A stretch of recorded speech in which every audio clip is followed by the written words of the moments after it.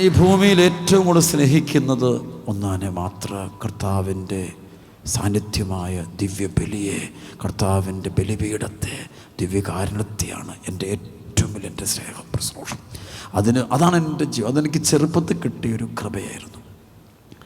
എനിക്ക് തോന്നുന്നൊരു 3-ാം class 4-ാം class മുതലുള്ള കാലഘട്ടങ്ങളിൽ ഞാൻ എല്ലാ ദിവസവും കുർബാനയ്ക്ക് പോകാൻ നോക്കും.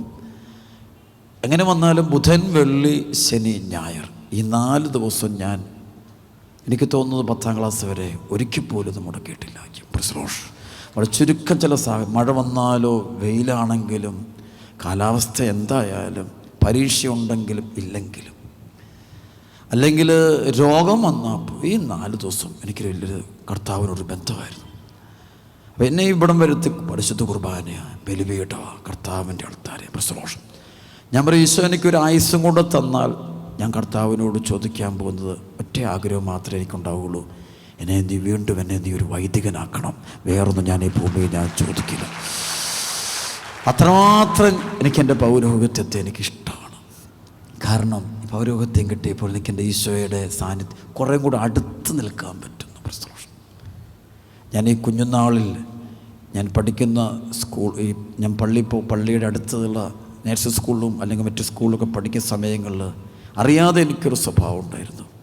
ഇൻ്റർവെൽ സമയത്ത് കൂട്ടുകാർ കളിക്കാനും പരിപാടിക്ക് കൂടുമ്പം ഞാൻ പള്ളിയിൽ പോയിട്ട് ഈ ബലിപീഠ അൾത്താരയിലോട്ട് കയറുന്നതിന് താഴെ 3 ചെറിയ സ്റ്റെപ്പുണ്ട്. അച്ഛന്മാർ നടയാണ്, അത് കയറിയാണ് ആൾക്കാർ. ആ 3 സ്റ്റെപ്പിൽ ഞാൻ 3 ചുംബിച്ചിട്ട് ഞാൻ അടുത്ത ക്ലാസ്സിൽ കയറിയിരിക്കുമായിരുന്നു. പ്രസോഷം.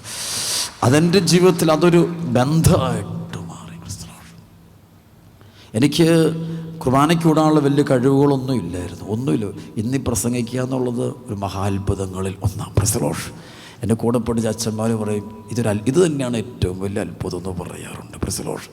അങ്ങനെ സെമിനാറിലൊന്നും ഞാൻ പ്രസംഗിക്കുന്ന ആളോ, അങ്ങനെ പരസ്യത്തിൽ ഞാനിങ്ങനെ മുന്നിൽ നിൽക്കുന്ന ഒരാളോ, ഞാൻ ഏറ്റവും ഉള്ളുവലിഞ്ഞ് എല്ലാവരും അവഗണിക്കാൻ മാറി നിൽക്കുന്നു. കാരണം എനിക്ക് അങ്ങനെ ഒരു നിന്നയാളാണ്. പക്ഷേ അവിടെ നിന്ന് തന്നെ മുന്നിൽ കൊണ്ടുപോയി നിർത്തിയത് കർത്താവിൻ്റെ ബലിപീഠമാണ്, കർത്താവിൻ്റെ അൾത്താരയാണ്, കർത്താവിൻ്റെ ജീവനാണ്. ബലിപീഠത്തിനെതിരെ സംസാരിക്കുന്നവൻ ആരായാലും അവനെ ഭൂമി കാണാതിരിക്കുകയായിരുന്നു അവന് നല്ലത്. ഭൂമിയിലെ ഏറ്റവും വലിയ തീർത്ഥാടന കേന്ദ്രം ഇടവക ദേവാലയത്തിൻ്റെ ഹൃദയത്തിലിരിക്കുന്ന ബലിപീഠമാണ്, ബലിയർപ്പണമാണ്, കർത്താവിൻ്റെ ശരീരവും രക്തവുമാണത്. കൈയടിച്ച് കർത്താവ് നന്ദി പറഞ്ഞ് മക്കളെ ഒറ്റ വിളിച്ചോയേ.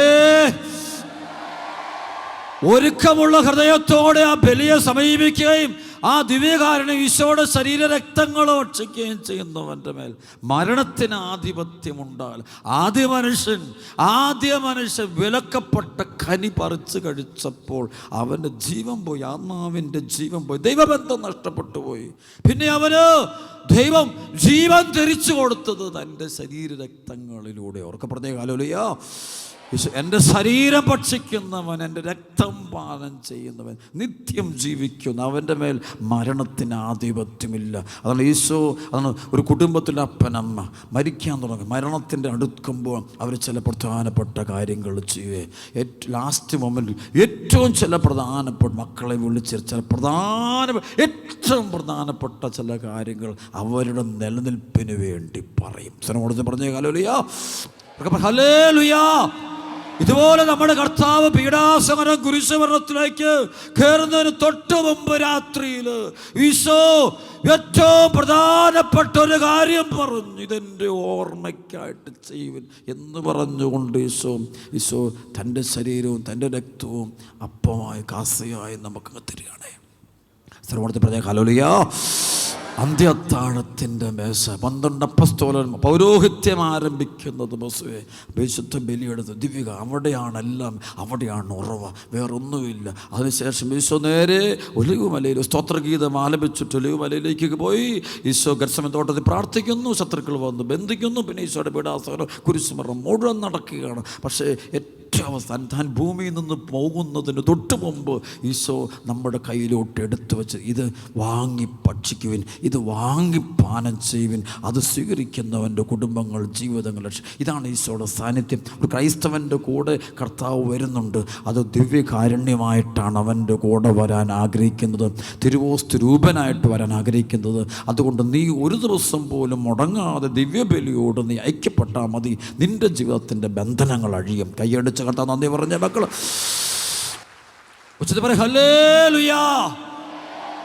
പൈശാചിക ശക്തികൾ ഒരാളെ ഉപദ്രവിക്കാതിരിക്കാനുള്ള ഏറ്റവും എളുപ്പമുള്ള വഴി, നിങ്ങൾ നാട് നീളെ കാണുന്നവൻ്റെ എല്ലാം പുറകെ പോകുന്നതൊന്നും അല്ല. ഒരുപാട് പ്രാർത്ഥനകളൊക്കെ ചൊല്ലിക്കും, നല്ല കാര്യമാണ്. പക്ഷെ അതിലൊക്കെ ഉപരി ഞാനൊരു കാര്യം, രണ്ട് കാര്യം ചെയ്താൽ മതി. അന്ധകാര ശക്തികൾ നിങ്ങളുടെ വീട്ടിലോ നിങ്ങളുടെ കുടുംബത്തിലോ ഒന്നും നിങ്ങളെ നശിപ്പിക്കില്ല. ഒന്ന്, വിശുദ്ധ കുമ്പസാരമെന്ന കൂദാശ കഴിവതും 2 ആഴ്ച കൂടുമ്പോൾ, അല്ലെങ്കിൽ 3 ആഴ്ച, അല്ല 1 മാസത്തിൽ ഒന്നെങ്കിലും, അത്രയൊന്നും പോകരുത്. അതിന് മുമ്പ് തന്നെ തുറന്ന ഹൃദയത്തോടെ ഒരു കുമ്പസാരം നടത്തുക. അതിനുശേഷം വിശുദ്ധ ബലിയിൽ പങ്കെടുത്ത് ദിവ്യകാരുണ്യം ഒരുക്കത്തോടെ സ്വീകരിച്ചുകൊണ്ടിരുന്നാൽ മതി. അവൻ്റെ ശരീരത്തിൻ്റെ മേൽ സാത്താന് അധികാരം ഉണ്ടായിരിക്കുകയില്ല. അവൻ്റെ കുടുംബത്തിന്മേൽ സാത്താന് ആധിപത്യം ഉണ്ടാകുകയില്ല.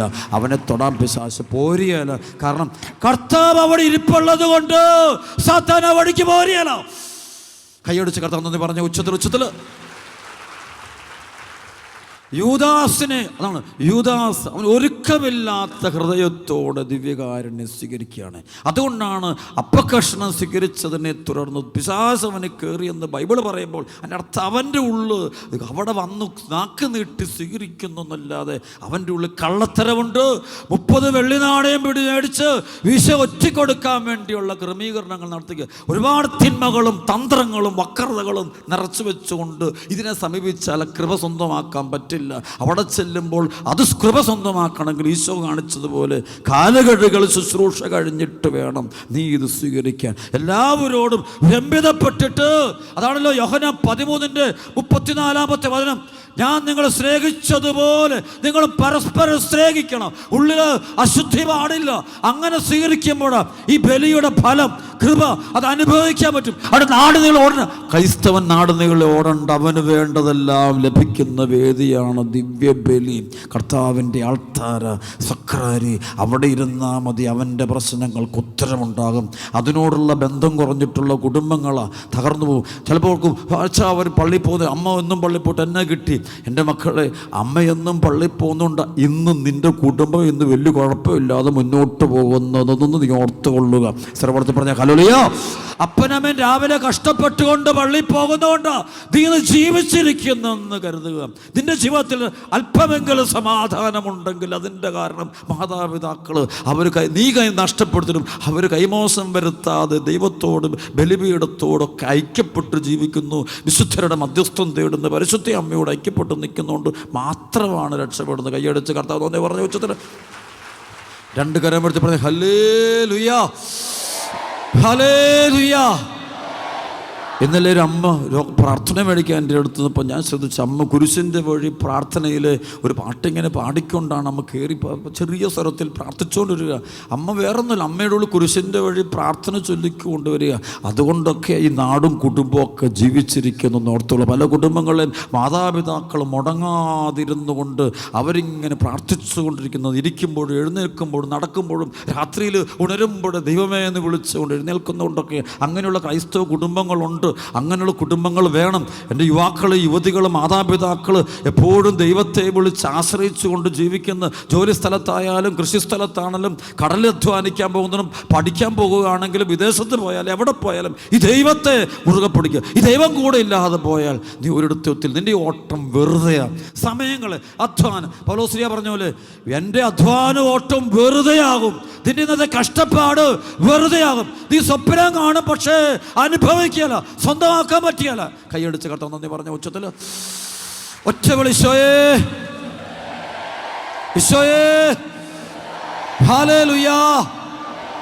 ഈ ദൈവസാന്നിധ്യം, ഈ ദൈവസാന്നിധ്യം കൃപ കൂടെയുണ്ട്. കൃപ, ദൈവത്തിൻ്റെ കൃപ, അതാണ് ദിവ്യകാരുണ്യം. ദൈവത്തിൻ്റെ കൃപയെ അതെന്നും സ്വീകരിക്കാൻ ഒരുങ്ങണം. അത് ഞായറാഴ്ച മാത്രമല്ല, എല്ലാ ദിവസവും ബലിയോട് ചേർന്നുള്ള ഞാൻ ഏറ്റവും കൂടുതൽ അത്ഭുതങ്ങളെല്ലാം കണ്ടത് ദിവ്യകാരുണ്യം എഴുന്നള്ളിച്ച് വെച്ചുകൊണ്ട് സ്തുതിച്ച് പ്രാർത്ഥിച്ചു കൊണ്ടിരിക്കുമ്പോൾ ദിവ്യകാരുണ്യത്തിനൊരു ശക്തി ഒഴുകിയിട്ട്, ഈശോയുടെ സാന്നിധ്യം ഒഴുകിയിട്ട് അനേക മക്കളെ കർത്താവ് സൗഖ്യപ്പെടുത്തുന്നത് ഞാൻ എൻ്റെ കണ്ണുകൊണ്ട് ഞാൻ കണ്ടിട്ടുണ്ട്. കർത്താവ് ഇടപെടുന്ന കണ്ടിട്ടുണ്ട്.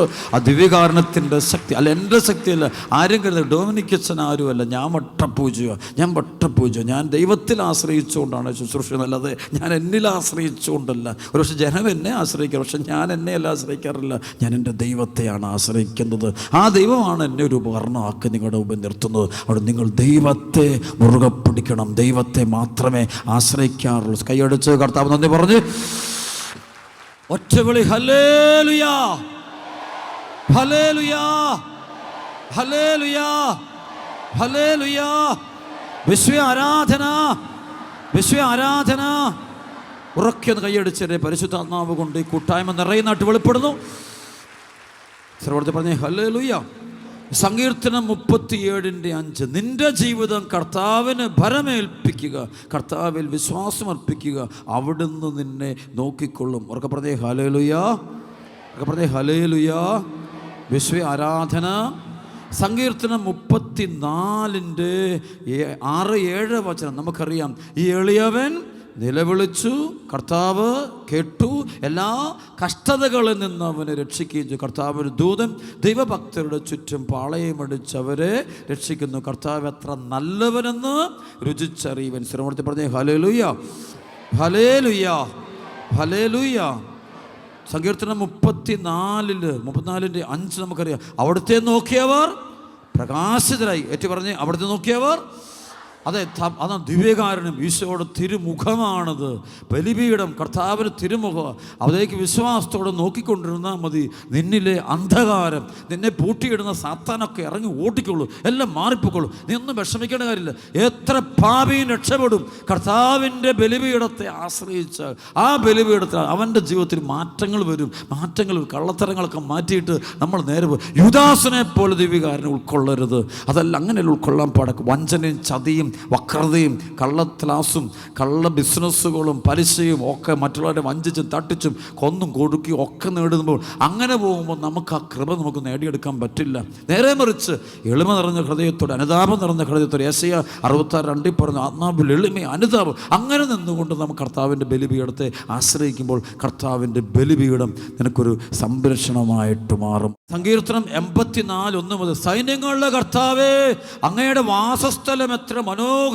എൻ്റെ ആത്മാവ് കർത്താവിൻ്റെ അങ്കണത്തിലെത്താൻ വാഞ്ചിച്ച് തളരുന്നു. എൻ്റെ മനസ്സും ശരീരവും ജീവിക്കുന്നവനായ ദൈവത്തിന് ആനന്ദഗാനം ആലപിക്കുന്നു. എൻ്റെ രാജാവും ദൈവവുമായ സൈന്യങ്ങളുടെ കർത്താവേ, കുരുകിൽ പക്ഷി ഒരു സങ്കേതവും വീവൽ പക്ഷി കുഞ്ഞിനൊരു കൂടും അങ്ങയുടെ ബലിപീഠത്തെങ്കിൽ കണ്ടെത്തുന്നുവല്ലോ. എന്നേക്കും അങ്ങയെ സ്തുതിച്ചുകൊണ്ട് അങ്ങയുടെ ഭവനത്തിൽ വസിക്കുന്നവർ ഭാഗ്യവാന്മാർ. അങ്ങയിൽ ശക്തി കണ്ടെത്തിയവർ ഭാഗ്യവാന്മാർ. അവരുടെ ഹൃദയത്തിൽ സിയോനിലേക്കുള്ള വീഥികളുണ്ട്. ബാഖാ താഴ്വരയിലൂടെ കടന്നു പോകുമ്പോൾ അവർ അതിനെ നീരുറവകളുടെ താഴ്വരയാക്കുന്നു. ശരത്കാല വൃഷ്ടി അതിനെ ജലാശയങ്ങൾ കൊണ്ട് നിറയ്ക്കുന്നു. അവർ കൂടുതൽ ശക്തി ആർജിക്കുന്നു. അവർ ദൈവത്തെ സിയോനിൽ ദർശിക്കും. സൈന്യങ്ങളുടെ ദൈവമായ കർത്താവേ, എൻ്റെ പ്രാർത്ഥന കേൾക്കണമേ. യാക്കോബിൻ്റെ ദൈവമേ, ചെവിക്കൊള്ളണമേ. ഞങ്ങളുടെ പരിചയമായ ദൈവമേ, അങ്ങയുടെ അഭിഷിക്തനെ കടാക്ഷിക്കണമേ. അന്യസ്ഥലത്ത് 1000 ദിവസത്തേക്കാൾ അങ്ങയുടെ അങ്കണത്തിൽ ഒരു ദിവസമായിരിക്കുന്നത്ര അഭികാമ്യമാണ്. ദുഷ്ടതയുടെ കൂടാരങ്ങളിൽ വാഴുന്നതിനേക്കാൾ എൻ്റെ ദൈവത്തിൻ്റെ ആലയത്തിൽ വാതിൽ കാവൽക്കാരനാകാനാണ് ഞാൻ ആഗ്രഹിക്കുന്നത്. സ്വരമോടത്തെ പറഞ്ഞേ ഹല്ലേലൂയ.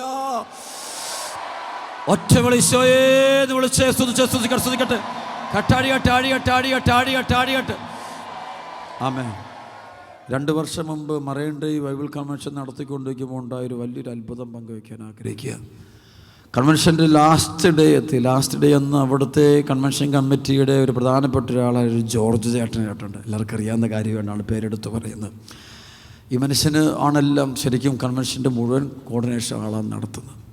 അപ്പോൾ ഈ സഹോദരനെ ഇദ്ദേഹത്തിൻ്റെ വീട്ടുകാരൊക്കെ എനിക്ക് വർഷങ്ങൾക്ക് മുമ്പുണ്ട് അറിയാവുന്ന, കാരണം കാഞ്ഞിരപ്പള്ളിക്കാരൊക്കെയാണ് അവരിൽ ചില ആൾക്കാരൊക്കെ. പ്രസലോഷം. അപ്പോൾ അദ്ദേഹത്തിൻ്റെ സഹോദരനായൊരു ഡോക്ടർ, സ്വന്തം സഹോദരൻ ഡോക്ടറിൻ്റെ ഒരു മകൾക്ക് ക്യാൻസറാണ്. ക്യാൻസർ പിടിപെട്ട് അതങ്ങ് വല്ലാതെ വഷളായി കുറേ ചികിത്സകളൊക്കെ നടത്തിയിട്ടൊന്നും രക്ഷപ്പെടുന്ന ഒരു അവസ്ഥ കണ്ടില്ല. അപ്പം അങ്ങനെ വന്നപ്പോൾ ഇവർ ചെയ്ത കാര്യം വെച്ച് കഴിഞ്ഞാൽ അവസാനം ഇച്ചിരി കൂടിപ്പോയിട്ട് അമൃത ഹോസ്പിറ്റലിൽ അഡ്മിറ്റ് ചെയ്തു. പക്ഷെ ആൾ കംപ്ലീറ്റ് കോമ സ്റ്റേജ്, അബോധാവസ്ഥയിലിട്ട് പോയി. ആൾക്ക് ഒരു അതിൻ്റെ പ്ലേറ്റ്ലെറ്റ് അതിൻ്റെ ഒന്നും കൂടുന്നില്ല, ബ്ലഡിൻ്റെ കൗണ്ടൊന്നും കൂടുന്നില്ല, എല്ലാം കൈവിട്ടു. ഇവള് കല്യാണം കഴിച്ചാണ്, കുട്ടിയൊക്കെയുള്ളതാണ്. പക്ഷേ ഒരു 34-35 വയസ്സ് പ്രായമുള്ളൂ.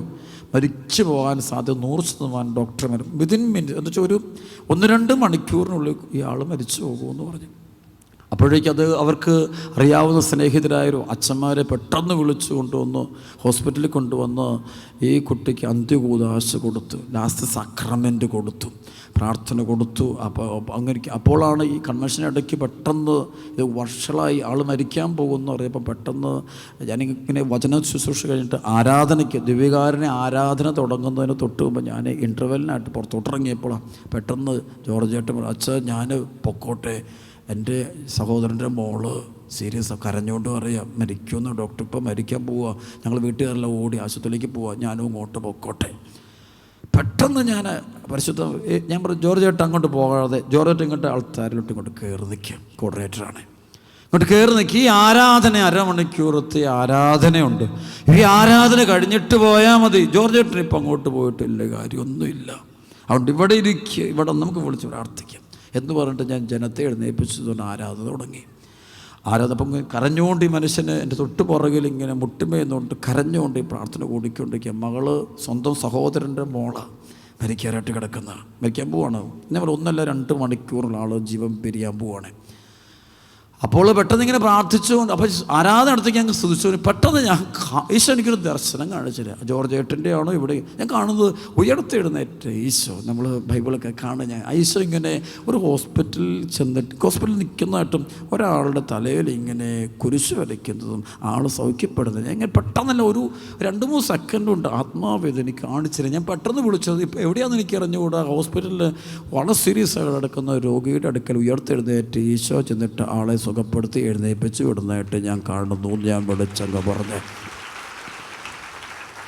പ്രിയപ്പെട്ട മക്കളെ, ആരാധന കഴിഞ്ഞ് പുറത്തിറങ്ങിയപ്പോൾ ജോർജ് ചേട്ടൻ പുറത്തിറങ്ങി ഫോൺ വരുന്നത് അച്ഛൻ ഇവിടെ വിളിച്ചു പറഞ്ഞ സമയത്ത് ഈ മകളുടെ ജീവൻ തിരിച്ചു വരുന്നതായിട്ടും കണ്ണു തുറന്നു വരുന്നതായിട്ടും പരിപൂർണമായിട്ട് സൗഖ്യപ്പെടുന്ന സംഭവമാണ്. കഴിഞ്ഞ 24 വർഷത്തെ എൻ്റെ വ്യക്തിപരമായ ദൈവാനുഭവം കൊണ്ട് പറയാം, ദൈവം ജീവിക്കുന്നവനായിട്ടുണ്ട്, സത്യമായിട്ട് അവനുണ്ട്. ഈശോ സത്യമായിട്ടും ഉയർത്തെഴുന്നേറ്റു, അവൻ നമ്മുടെ കൂടെയുണ്ട്. അവനെ അനുഭവിക്കാൻ നീ കണ്ണു തുറക്കണം, വിശ്വാസത്തോടെ ചെന്നാൽ മാത്രം മതി. ഒറ്റ വിളിച്ച് ഈശോ എന്ന് വിളിച്ച് കട്ടാടിയിട്ട് നമുക്ക് പറ്റിയത് നിരാശ മനുഷ്യനെ ബാധിക്കുന്നത് അവൻ്റെ ഉള്ളിൽ വിശ്വാസം കുറയുമ്പം മാത്രം. അല്ലാതെ പ്രശ്നം വരുന്നതുകൊണ്ടോ തകർച്ച വരുന്നതുകൊണ്ടോ അപകടങ്ങൾ അനർത്ഥങ്ങൾ വരുന്നതുകൊണ്ടോ പ്രിയപ്പെട്ടവർ അവനെ ഇട്ടേച്ച് പോകുന്നതുകൊണ്ടല്ല അവന് നിരാശ ഉണ്ടാകുന്നത് ദൈവത്തോടുള്ള വിശ്വാസം ഇല്ലാത്തതുകൊണ്ട് മാത്രം. ദൈവവിശ്വാസം ഇല്ലാത്തവനെ നിരാശ ഉണ്ടാകണം. ബാക്കി ആർക്കും നിരാശ, എന്തു പോയാൽ എന്ത് തകർച്ച വന്നാൽ, ആരെല്ലാം ഇട്ടേച്ച് പോയാൽ, ആരെല്ലാം പഴിച്ചാൽ, ജയിലിൽ അടച്ചാൽ, ഒറ്റപ്പെടുത്തിയാൽ നിരാശ വരാതിരിക്കാൻ നിങ്ങൾ ആഗ്രഹിക്കുന്നുണ്ടെങ്കിൽ ഈ കൃപ നേടുക. കൃപ എന്ന് വാക്കിൻ്റെ ഈശോ എന്ന് അത് ഈശോക്കോട്, അതാണ് പരിശുദ്ധ കുർബാന. ദിവ്യകാരുണ്യമാണ് കൃപ. ദൈവം നമുക്ക് ദാനമായി തൻ്റെ സാന്നിധ്യം തരുന്ന നിമിഷമാണ് ദിവ്യകാരുണ്യം. കർത്താവ് നമുക്ക് ദാനമായി നൽകുന്ന കൃപയാണ്.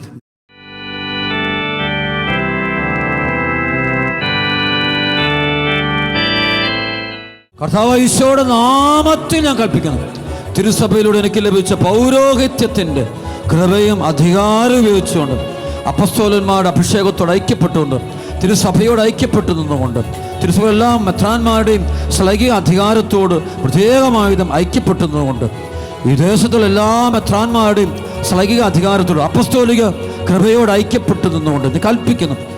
കർത്താവായ യേശുവിന്റെ നാമത്തിൽ ഞാൻ ആജ്ഞാപിക്കുന്നു, ഈ സ്ഥലത്തിൻ്റെ മേൽ, ഈ മക്കളുടെ മേൽ, കുടുംബങ്ങളുടെ മേൽ രഹസ്യമായും പരസ്യമായും ദൃശ്യമായും അദൃശ്യമായും പ്രവർത്തിക്കുന്ന എല്ലാ അന്ധകാര ആത്മാക്കളെയും ദുഷ്ടവിശ്വാസികളെയും, ആ പുരാതന സർപ്പത്തെ 33:1-3 ആത്മാക്കളെ, 34:4-7 വരെയുള്ള വചനത്തിൽ ആത്മാക്കളെ വെറുപ്പിന് കായേൻ്റെ രൂപികൾ,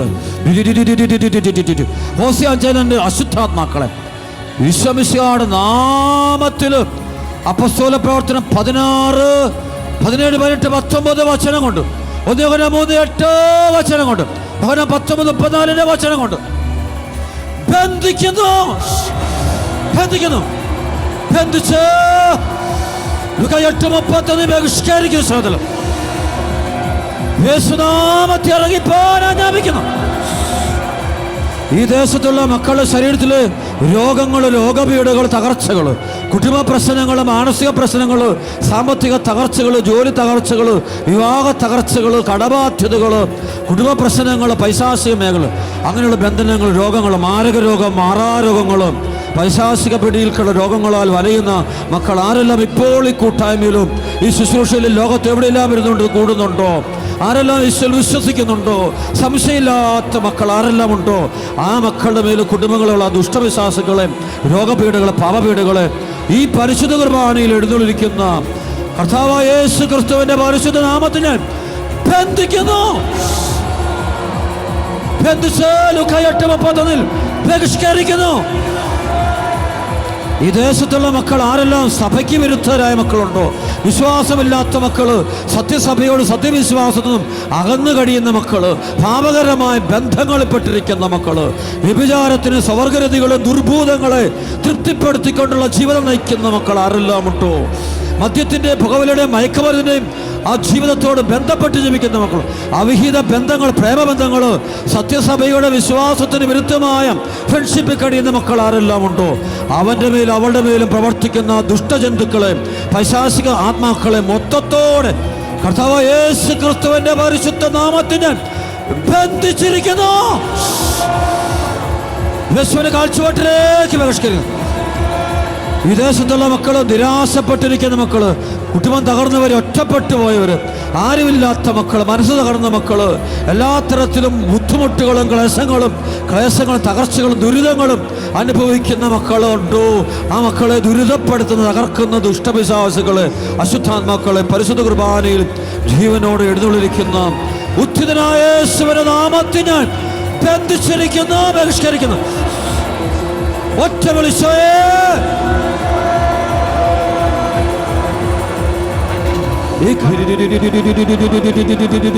കരങ്ങൾ ഉയർത്തിപ്പിടിച്ച് മക്കളെ കരഞ്ഞ് പ്രാർത്ഥിക്കട്ടെ. എല്ലാ വേദന കൊടുത്ത്, ഒരു 7 നിയോഗം കൊടുത്ത് ഈശോ ഏറ്റെടുക്കുന്നു.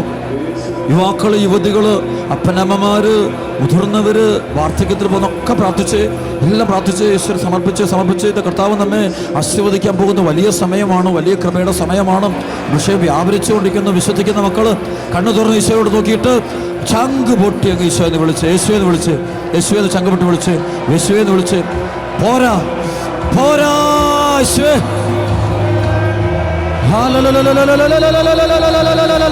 അഭിഷേക പെരുമഴ, കൃപയുടെ അഭിഷേകം,